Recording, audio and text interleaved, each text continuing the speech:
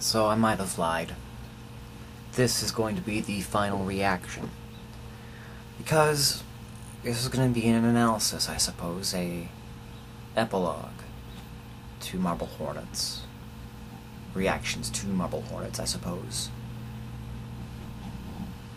My analysis, my thoughts on the series as a whole, and some of the unanswered questions that went on, and why I enjoyed the ending. Now, I've been looking around the internet for the last day or so, looking at all the waves this is making. I have to say that this is probably the most polarizing episode of Marble Hornets to date. And that's probably a good thing, considering it's the ending. It's fitting. Now, there are some issues, but here's what I liked. It was very symmetrical. I suppose I knew it was the end because all of Marble Hornet seasons start and end with scenic driving scenes. So when I saw Tim driving down that highway, I just knew it was time. This was it. Because that's how they always end things. That's the only sure way to know. It's the ending. It's scenic driving scenes. The introduction started the exact same way. On that note, Entry 87 was uploaded at 4:04 p.m. 5 years to the date that introduction came out. And the thing is with Marble Hornets is that 4 is a very important number.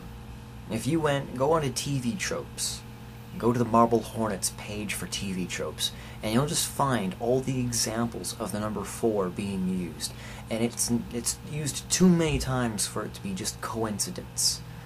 Right? With the timing of things in certain entries, it just makes way too much sense for the number 4 to be used over and over on purpose. Then just be, it just happens to be 4. So, the fact that the last entry is uploaded 5 years to the day that the first entry was uploaded, okay, that's a big clue. That's a huge clue, actually.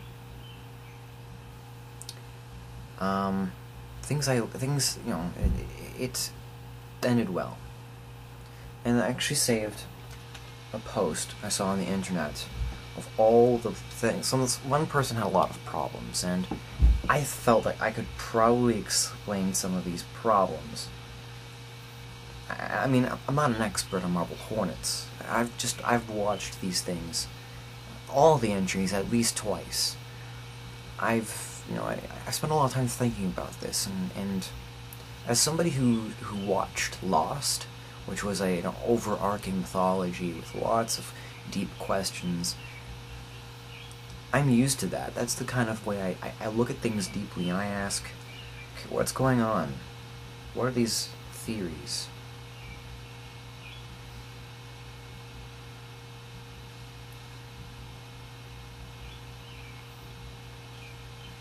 A lot of confusion.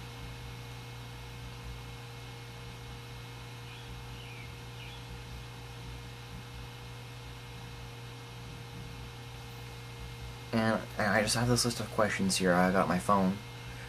I'm not an expert on Marble Hornets. I have no contact with the cast or crew or the creators, as much as I admire them. But, I'm going to try and attempt to answer some questions that seem to be on some people's minds, considering how the ending ended. For instance, some people complain that there was no resolution to the whole journey. Okay. There's a great setup. I'm quoting here. Great setup, great start. Friend was acting weird. Other friend decides to investigate. Friend gets tangled in webs of mystery and confusion, but there's no resolve. I beg to differ. What ended up happening was that, first season, we discovered what was happening. Why friend A, in this case Alex, was acting weird. The operator was popping in, messing with his head. Season 2, we come in contact with him and try to help him, But Alex was clearly psychotic, and it clearly builds up to as him as a tragic hero. I think I said in entry 86. And entry 80, and then in season 3, the whole goal is to stop Alex. That's literally stated at the end of season 2. The goal, the journey, was to find Alex and stop him from hurting anyone else. To say there was no resolve is like saying Tim totally didn't kill Alex. He did. That was the resolution. Tim kills Alex. Their goal, which was to stop Alex, was fulfilled at great cost. A lot of the other issues is who is the operator? What was the operator? You know, is it a manifestation of whatever illness Tim or Jessica has? An omniscient godlike thing that's always existed? Created by accident on purpose? What does it want or need? Here's the thing that I've learned from reading horror stories. I'm a huge fan of Lovecraft. I love Stephen King.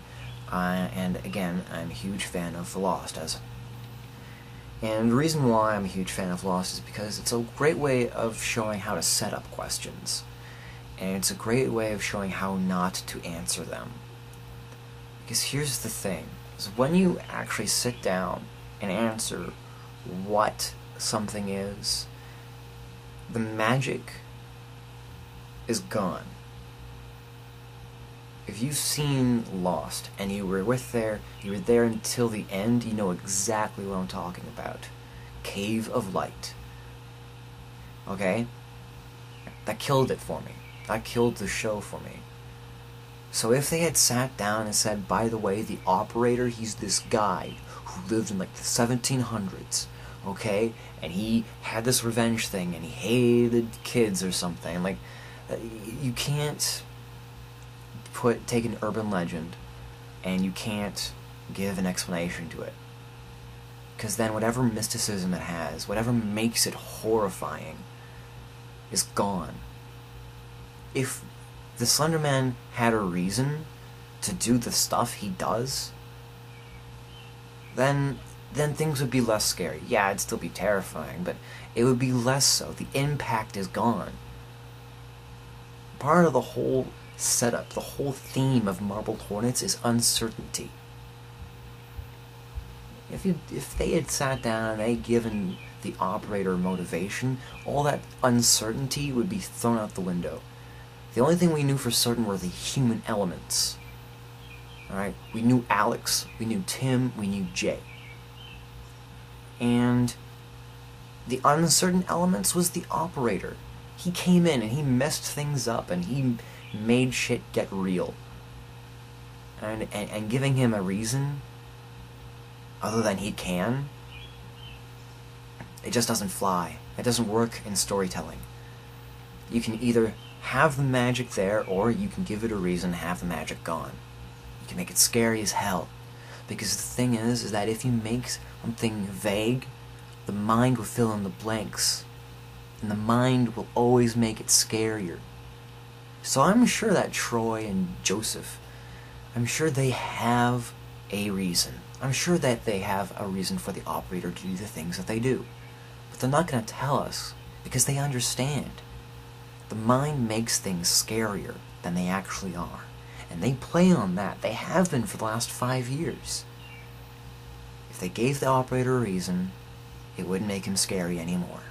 It'd just make him a tall guy with no face. That's not the kind of operator we want.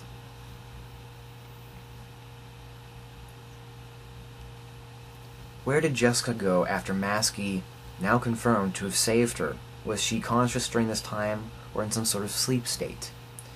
Alright, and this, I can kind of understand there's confusion.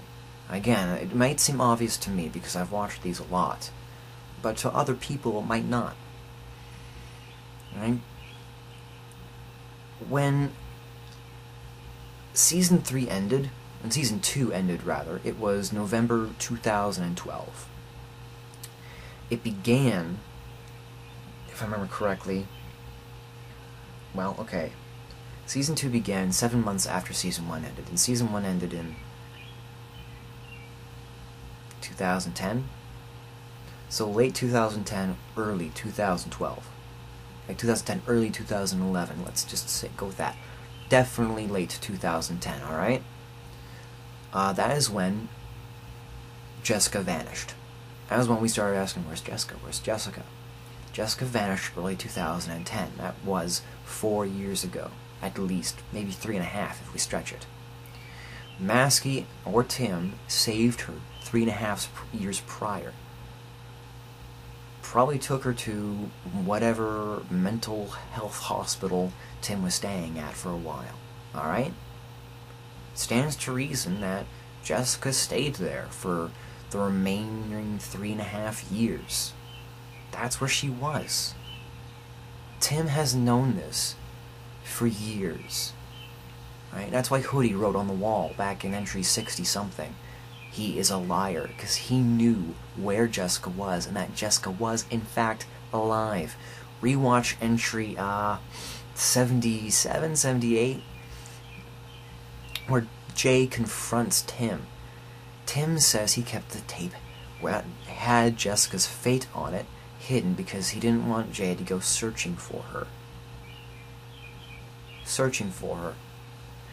If Jessica was dead, why would there be anything left to search for?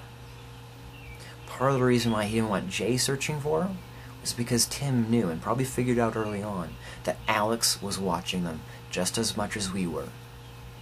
That if Jay found out where Jessica was, he'd put it up on Marble Hornets, and then Alex would be able to find Jessica and finish the job. Tim didn't want Jay to find Jessica, because Tim didn't want Alex to find Jessica. And the only way Jessica could be shown safe and sound was if Alex was dead, and that's why we didn't see her until the ending. To keep her safe, Tim had to keep Jessica away from Jay. Yeah? Don't know.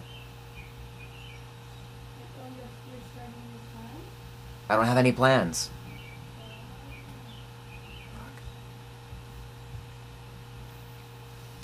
And now, a whole paragraph of these person's questions is about Jay. As in, how is Jay alive? Jay's not. Tim lied to Jessica about Jay. Because Jessica obviously remembers Jay, a little bit at least.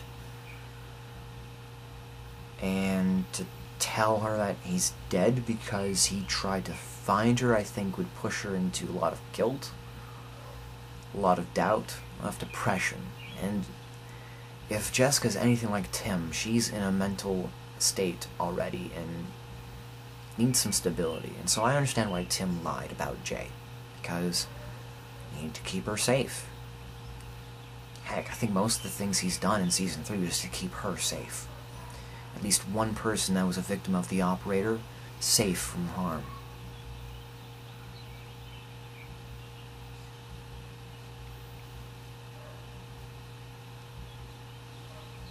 Was Alex under the operator's control, or was he working with the operator? Okay, yeah, that's ambiguous.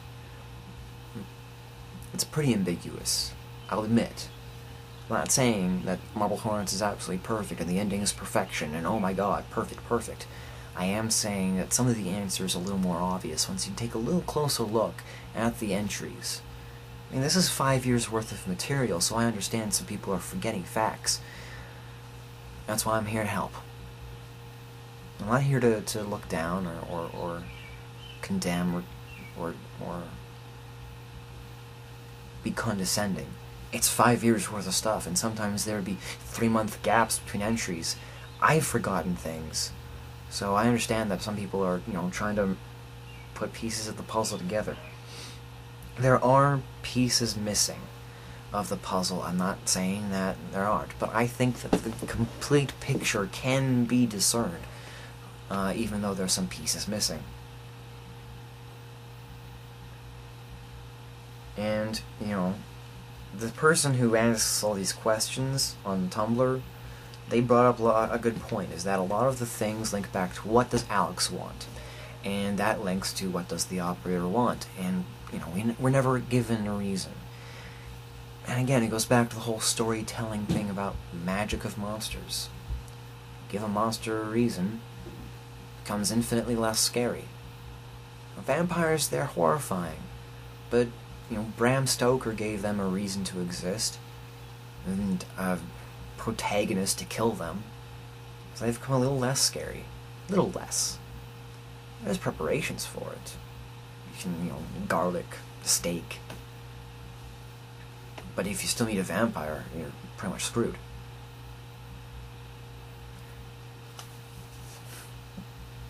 Or Lovecraft did this. Call of Cthulhu stuff. If you give Cthulhu a reason to fuck shit up other than prophecy, he does it because he's a giant squid sea monster who can turn people insane just by staring at them for too long. Why? Well, what reason do you need? And you give the operator a reason to do the things that he does, and it wouldn't be as intense, wouldn't be as emotional, wouldn't be as scary. Wouldn't go, oh fuck, he's there. There he is, the operator. We go, oh, there's the operator, just, I don't know, use the magic plot device on him. Point your camera at him really hard. Maybe he'll go away. So I understand that some people are upset that that was left out in the open. What does the operator want? What is the operator? Again, give them an origin story and it'd be a lot less interesting. Or, for all those Lost fans out there, the Cave of Light. Or, for the general term, metachlorians. George Lucas found out the hard way with Episode 1 with metachlorians explaining the Force in Star Wars. You don't do that. You explain the Force, magic goes away. Explain the operator, magic goes away. There you go. A lot of people are upset as well that it was left ambiguous whether or not that Tim killed Jessica, because at the end of entry 86, Alex tells Tim that if there's anyone left, you have to kill them, and then yourself. Did Tim kill Jessica? And this is where what I love about Marble Hornets comes into play, because the ending is so visual. Tim turns the camera around, and there's a fork in the road and a sign pointing in a direction. That's us. The story can go either way. He killed, he didn't. Which one? We can choose. And the thing is that whatever ending we choose, it could be. Tim could have totally killed Jessica. He could have. I'm not saying he didn't. I personally think he didn't. I think he didn't. There's no proof he did, one way or the other. And a lot of people are upset that that was ambiguous. I don't blame them. But that ambiguity, it lets us do what we love to do the most with Marble Hornets. Theorize. Give an idea, like, what could have happened? Again, it's that theme of uncertainty. And they've stuck with that to the end. Heck, even the ending itself is uncertain. Even I'm not 100% sure 87 is the end. That is how genius they are. Okay? They've made mistakes. I'm not saying it's perfect, but it's damn smart how they did it. That uncertainty is what Marble Hornets is about. And the fact that they ended with something so uncertain as did Tim kill Jessica. Anything else would be less than their best. A lot of people were expecting a big climax, like oh, he's gonna face down the operator. No. Why? Tim did what he wanted to do, what he set out to do with Jay 2 years ago, to stop Alex from hurting anybody else. He did it. Mission accomplished. He killed Alex. Alex is gone. The operator, still around, probably. messing with people's heads. Who knows? And the way it ended, everything is fine? No. Everything is not fine. Everything is absolutely unfine. But isn't that life? I mean, as corny as that sounds, that's life. Everything is not fine. Nothing is. We get lost in Marble Hornets because it's so out of our reality that we would prefer it over our own. And so to have it end with everything is fine, no.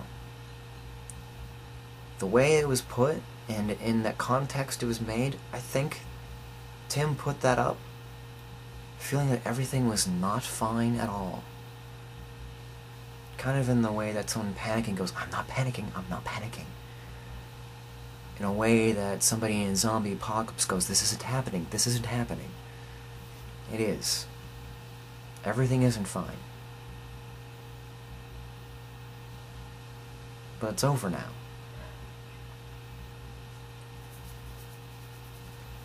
If they continued, if they made entry 88, and if they made something new with Marble Hornets, if they continued it, if they explained shit, or just take away from the things that made it special, they would just take away from the things that make it Marble Hornets. And that's why I love it so much. That's why I liked the ending. It stayed true to itself until the very end. So my hat goes off to you, Troy, Joseph, and Tim. You did great. Again, it's not perfect. There's no such thing as a perfect end. And everyone was picturing their own kind of ending, and that's okay. But the way it ended, I'm happy. I can live with it. I can go to sleep at night looking at that ending and go, yeah, I like it. It was very symbolic in several ways. The way it ended, with the way it opened. Very visual metaphors. You know, him throwing the mask away. You know, the way introduction started was an open road, a clear path. The way Marble Hornets ended is a fork in the road, a dead end, and obscured. That's perfect. Like, holy shit, that's genius. Of course, I could be reading way too much into it. I'm perfectly willing to admit that maybe they just wanted to end at a forked road, and there it was. Oh, everything is fine. Probably rambled on long enough. Long story short, I liked it. I thought it was fitting. I'm happy with it. But I understand some people aren't. It was very polarizing. A lot of questions were left unanswered. But that's okay. The important questions are best left unanswered. Again, once you explain something, the magic goes away. They ended in such a way that the operator is still terrifying despite the fact that it's over. And here's the thing, it's not over yet. Because I don't remember who told me this or where I read it, but the movie that Troy and Joseph and Tim were involved with, you know, check out Troy Wagner's blog.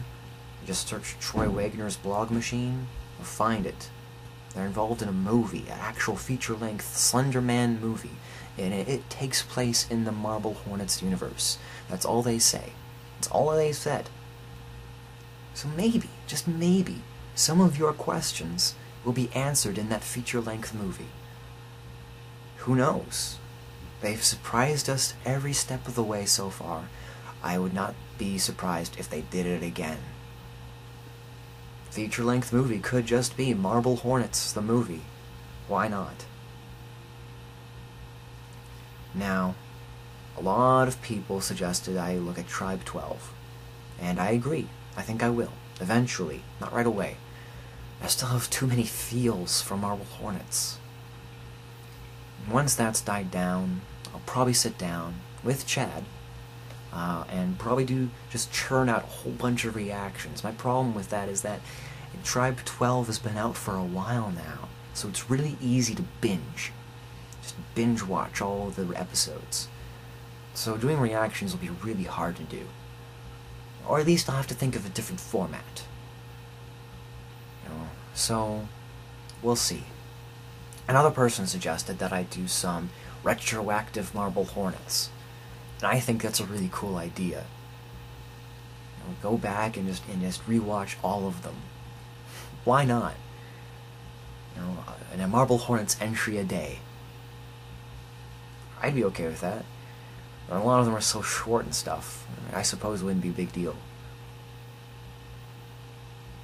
So I think I'll do that. Probably Marble Hornets retroactive and Tribe 12. Eventually.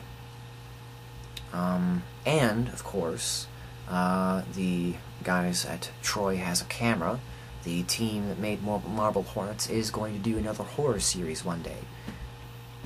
You can bet I'm going to be there for that. So, that's confirmed. Confirmed 3 series I'm going to be doing. Marble Hornets retroactive, Tribe 12, and whatever the hell that Troy Has a Camera comes up next. That's horrifying. You can bet I'm going to be there for that. I might upgrade my camera, because I need new camera quality, but I will for sure be there. You can bet. And then if I think of anything else to make reactions to, if anyone else has any suggestions besides the 3 I already mentioned, feel free to throw it out. And if you guys want me to try Everyman Hybrid again, I will. I don't think I will last long. It's a long day. So, I'm probably going to upload this soon. But thank you guys for watching, and listening, theorizing with me, and I will be back soon with more. Have a great day, guys.